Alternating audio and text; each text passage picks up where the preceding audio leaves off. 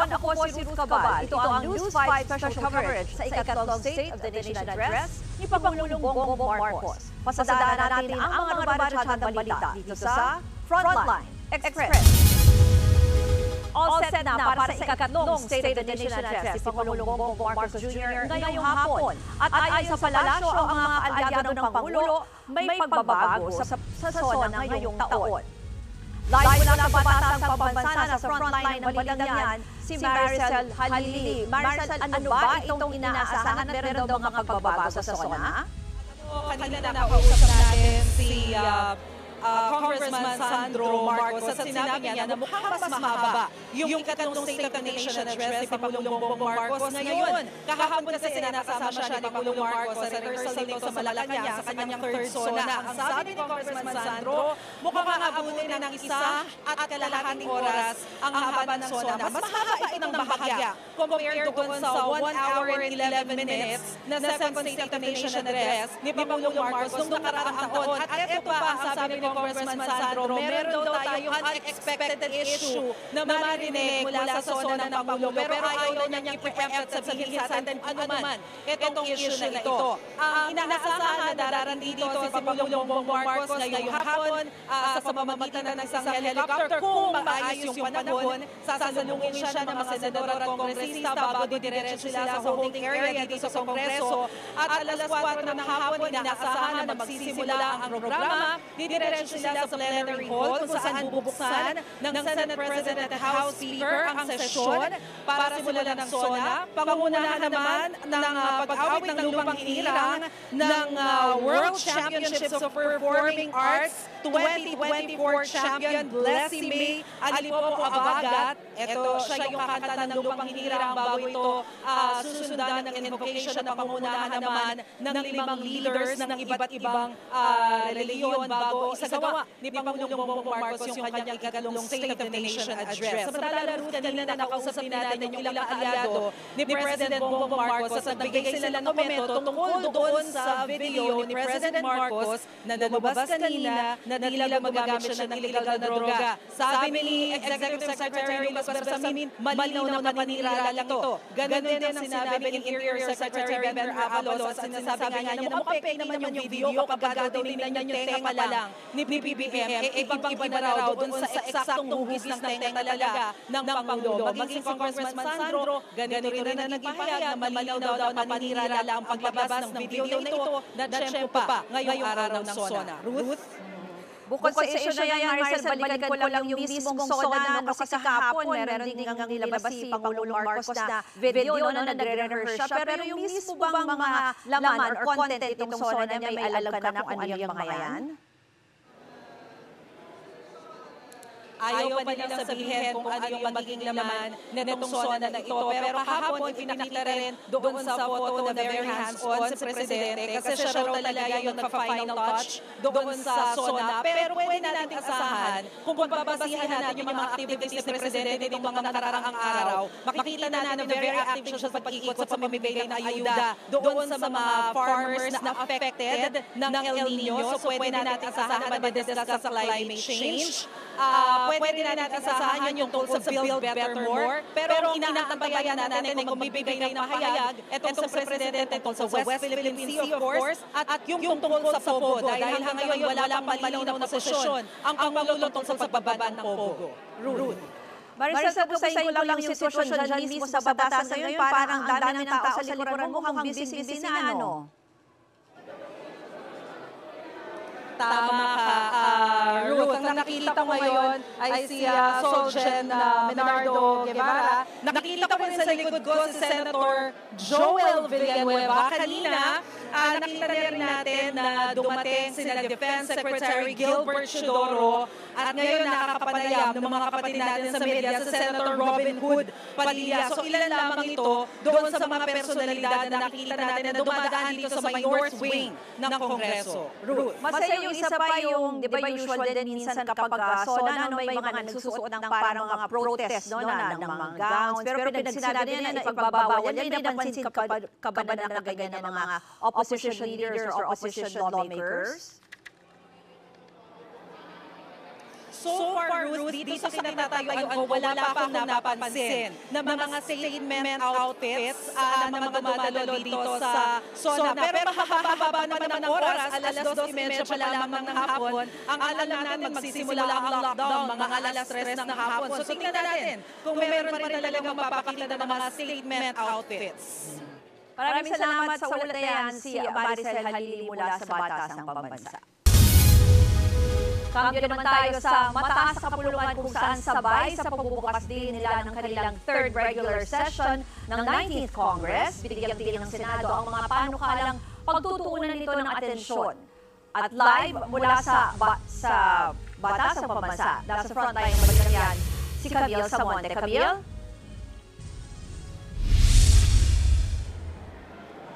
Ruth, mga panukalang divisive yung maghahati-hati sa sambayan ng Pilipino. Ito raw yung mga measures na hindi man tuluyang isasantabi, pero hindi raw magiging prioridad ng Senado sa taong ito.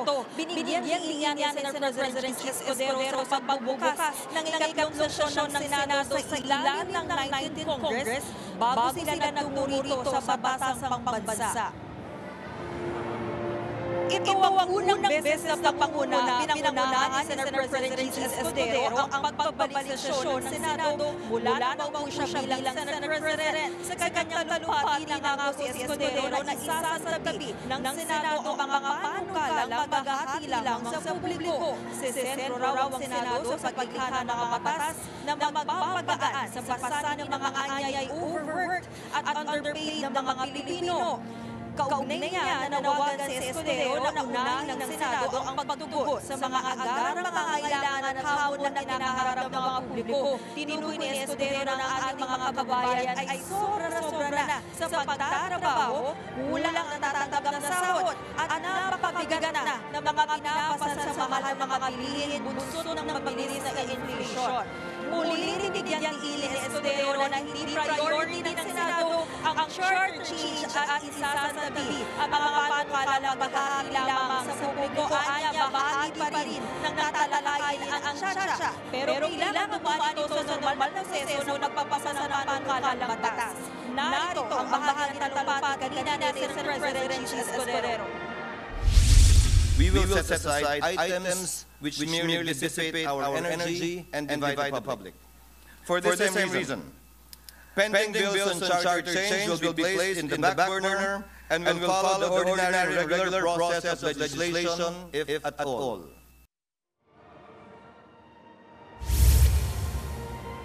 Ruth, iginiit din ni Escudero na mahalagang tanungin muna kung isang panukala ay makakatulong para mapagaan ang buhay ng mga Pilipino bago ito gawing priority bills. Ruth? Camille, bukod sa binanggit ni Senate President Cheese na charter change, may iba ba kayang panukala na baka magiging malamig yung pagtingin ng Senado?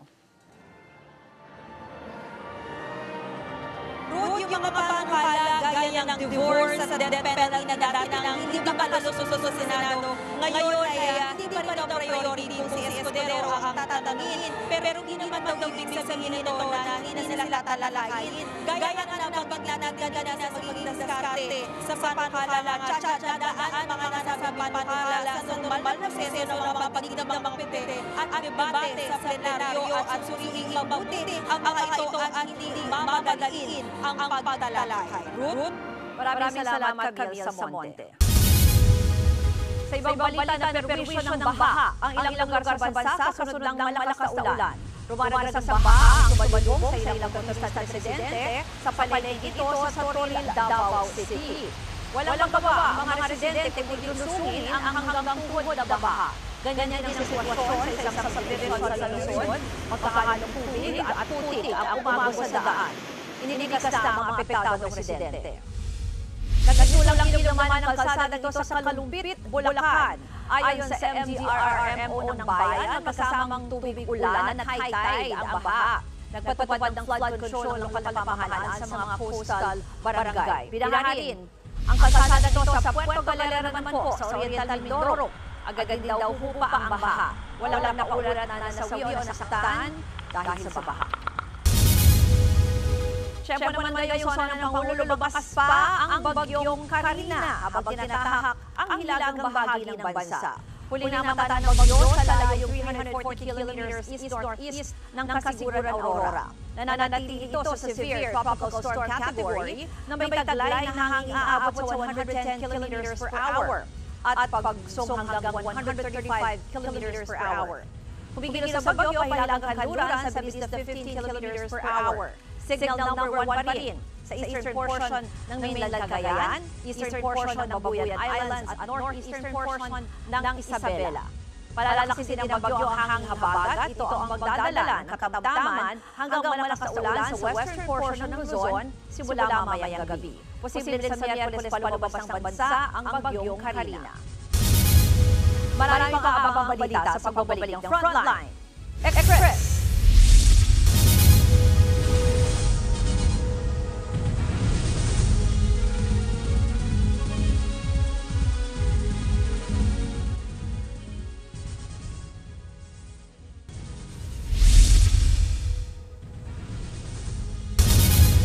Quezon City, ramdam rin ang masungit na panahon pero the show must go on para sa mga nagtitipon-tipon na grupo na nakaantabay sa sona ng Pangulo.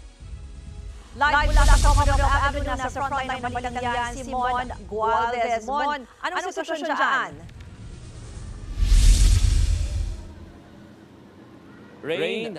Ruth, rain or shine, talagang wala nakapigil sa mga realista na magsagawa ng kaliwagkan ng pagkilos dito sa kahabaan ng Commonwealth Avenue. Gaya lamang nakikita sa aking likuran, ito yung pinakamalaking bilang ng mga militante na pupunta na dito sa pinakahangganan na pinapayagan lamang sila mag-rally sa may tapat ng Diliman District Hospital. Pero bago ito, sa tapat pa lamang ng tanggapan ng Commission on Human Rights o CHR sa Commonwealth Avenue, ay nakapaprograma pa ang ilang grupo ng mga babaang tumutuligsa kay Pangulong Marcos Jr. bilang tuta raw ng Amerika. Hilang-hilang ang ilang FPG ng buhay ni Marcos na may bandila ng Amerika. At habang nagsasagawa sila sa pagsusula, sinunod nila yung FPG na tinatawag nilang Chimpanzee of War. Sa pagmamarcha naman, iba't-ibang grupo hanggang sa Diliman District Hospital, nakapayong at nakakatawa ng mga realista. Ang babaktinis na lamang magpapasa sa ulan, may tuloy lamang mga matawagan kasabay sa ulat sa bayan ni Pangulong Bongbong Marcos. Bukod sa pabahay, panawagan ng marami sa mga nakisali sa rally na maibaba sana ang mga presyo ng bilihin. Hindi pa rin nawawala yung mga naghahanap sa 20 pesos na kilo ng bigas na naunang naipangako noon ni BBM. Andiyan din yung mga sinusulong na mapataas ang sahod ng mga magawa. Bantay sarado naman ng mga pulis sa mga realista at hindi talaga niyayagang makalampas pa at makalapit patungo sa batasang papansa. Bago yan, may bumuhos ang malakas na ulan sa lugar. Hinangin pakat kung bakuloy ng mga plastic barrier na pangaransala sa mga realista at mga dumadaang motorista. Bagay na mabilis din naman isinaayos muli ng mga tauhan ng Quezon City LGU. Ruth, sa ngayon, ito na nga yung iba't-ibang grupo na nagsasagawa ngayon ng rally. At sila, may mga nanawagan na maibalik yung mga karapatan ng tao. Actually, yung bilang na ito, Ruth, mas kaunti na kumbaga sa inaasahan dahil nga daw sa buhos ng ulan. Ang sinasabi nila, target ng grupong bayan kanina, inaasahan na naabot sana ng 10,000, malampasan nila yung 6,000 bilang nila noong nakaraang taon. Pero dahil nga sa pagbuhos ng malakas na ulan dito sa area, inaasahan na nila na mababawasan yung bilang ng mga makikisa sa kanilang rally. Dito magsasagawa ng final program ang iba't-ibang militanteng grupo para maipakita yung kanilang una-puna inaasahan at yung panonoorin ng ilang sona ng Pangulo maya-maya lamang. Ruth. Bon, bukod dyan sa aberya na dulot ng panahon, wala ba iba pa ang aberya o issue dyan? Halimbawa, baka may nagkaroon ng konfrontasyon, wala naman ganon.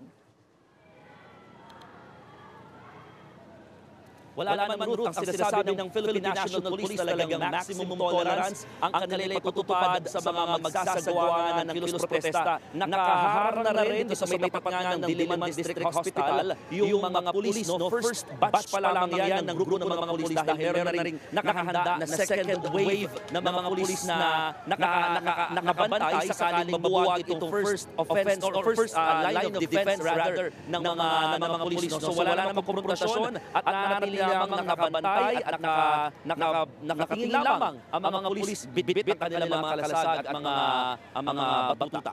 Ruth. Maraming salamat, Mon Gualdez. Kung may nagprotesta laban sa administrasyon, meron din namang programa ang mga pro-Marcos. At mamaya po ay babalikan natin yan dyan sa may bahagi ng Commonwealth sa Quezon City. Hintayin lang po natin na maayos yung ating live coverage dyan sa Quezon City para sa pro-Marcos rally. Samantala, narito ang mga balitang dapat nyo abangan sa Frontline Pilipinas. Fake video ng paggamit umano ni Pangulong Bongbong Marcos ng illegal na droga na inilabas sa isang political rally, pinaiimbestigahan na ng Department of National Defense. Sa Frontline News Abroad, estudyante sugatan sa pagguho ng pader sa isang paaralan sa India. At silipin ang mga paandar na outfit sa State of the Nation Address ni Pangulong Bongbong Marcos. Yan ang mabilis sa pasada ng mga balitang dapat niyong malaman. Antabayan po ang SONA 2024 ulat ng Pangulo. Magpapatuloy ang News 5 special coverage sa State of the Nation Address ni Pangulong Bongbong Marcos. Mamaya po yan, 3:30 ng hapon dito sa TV5. Ako po si Sue Cabal. Magandang hapon.